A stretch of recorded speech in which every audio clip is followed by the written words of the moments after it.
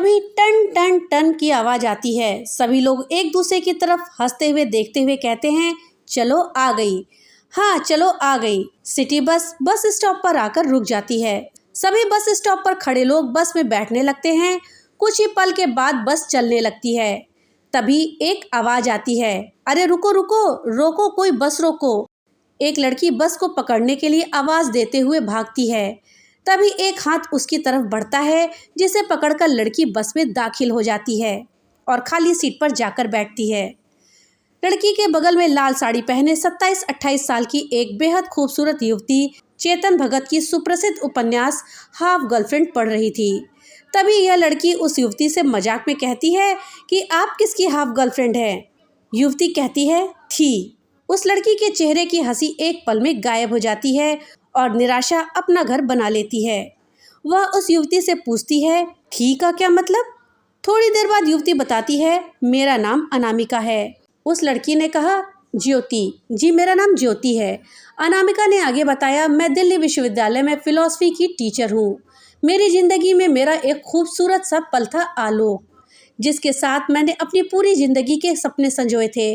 मैं आलोक से introductory lecture के दौरान ऑडिटोरियम में मिली थी। आलोक बहुत ही हंसमुख और दिलफेक था। सभी से हंसकर बोलना और मजाक मस्ती करना उसका स्वभाव था। इसके विपरीत मैं शर्मीली और एकांत में रहने पसंद करने वाली लड़की थी। मुझे मजाक मस्ती करना पसंद नहीं होता था, मगर फिर भी हमारा मिलना चुंबक के ध्रुवों की तरह ही था, जो होते तो साथ में है मगर विपरीत दिशा में। ज्योति ने थोड़ी उत्सुकता से पूछा, तो आपस में प्यार? मेरा मतलब है आपका और आलोक का रिश्ता कैसे बना? हमारे कॉलेज में सीनियर्स को एक वेलफेयर पार्टी दी जानी थी। इसके लिए आलोक को चुना गया था और मुझे उसका असिस्टेंट। बस यहीं से हमारी नज़दीकियां बढ़ने लगी और हम एक दूसरे के करीब आने लगे। फिर धीरे धीरे हम कब एक दूसरे से प्यार करने लगे यह हमें मालूम ही नहीं हो पाया था, मगर पूरे कॉलेज में हमारे रिश्ते की बातें आम सी हो गई थी। फिर किसी बॉलीवुड पिक्चर की तरह ही हम एक दूसरे के साथ समय बिताने लगे। एक दूसरे के साथ फिल्म देखना और शाम को पुरानी दिल्ली की पुरानी पराठे वाली गली में जाकर डिनर करना, ये सब कुछ। मगर शायद हमारा रिश्ता बस यहीं तक ही था। ज्योति ने पूछा, रिश्ता यहीं तक? मैं कुछ समझी नहीं। अनामिका बताती है, आलोक के माता पिता का व्यवसाय था।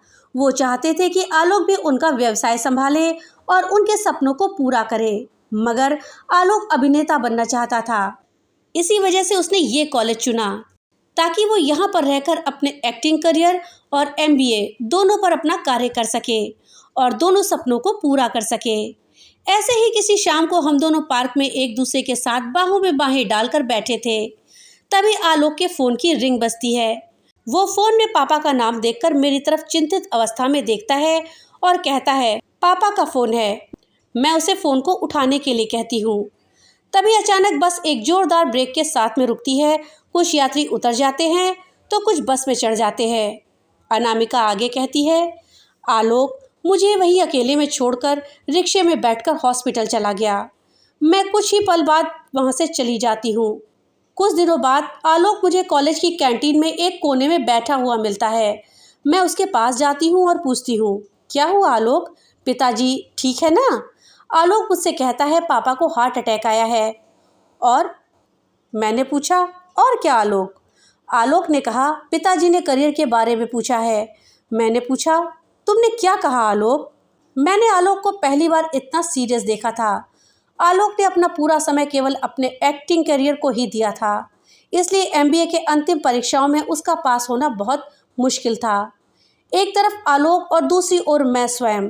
फिर मैंने आलोक से दूरियां बनाना शुरू कर दिया। मैं आलोक को नज़रअंदाज करने लगी। उसके फ़ोन को उठाना बंद कर दिया। उसके मैसेजेस का रिप्लाई करना भी बंद कर दिया। एक दिन कॉलेज के कैंपस में उसने मेरा हाथ पकड़कर मुझसे पूछ ही लिया, आखिर क्यों मैं उसके साथ ऐसा कर रही हूँ। उसके बार बार ऐसे पूछने की वजह से मैंने उससे झूठ बोला, मैं तुमसे प्यार नहीं करती मैं तुमसे प्यार। तुम बस मेरे लिए टाइम पास हो, सिर्फ मेरे लिए टाइम पास, एक खिलौने की तरह। जब तक मन था तो खेल लिया, जब मन भर गया तो खेलना बंद कर दिया। ये सब कुछ पूरा कॉलेज देख रहा था।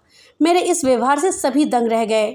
कोई भी समझ नहीं पा रहा था कि मैं आलोक से बहुत प्यार करती हूँ, तो फिर ये सब मैंने शहर बदल लिया ताकि मैं आलोक से ना मिल सकूं।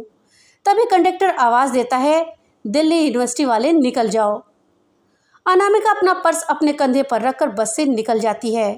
ज्योति सोच में पड़ जाती है, आखिर अनामिका क्यों आलोक की नज़रों में गिरी, आखिर क्यों? तभी ज्योति को अनामिका की सीट पर वह उपन्यास हाफ गर्लफ्रेंड रखी हुई दिखती है। वह उसे उठाकर कुछ ही पल में पढ़ने लग जाती है। फिर बस का ड्राइवर रेडियो चालू कर देता है और इसी के साथ बस चल पड़ती है और इस बस स्टॉप पर बहुत सारे सवालों को छोड़ जाती है। दोस्तों, ये थी अनुराग उपाध्याय जी के द्वारा लिखी हुई कहानी एक अधूरी मोहब्बत। कहानी अगर अच्छी लगी हो तो वीडियो को लाइक और ज़्यादा से ज़्यादा शेयर करिएगा।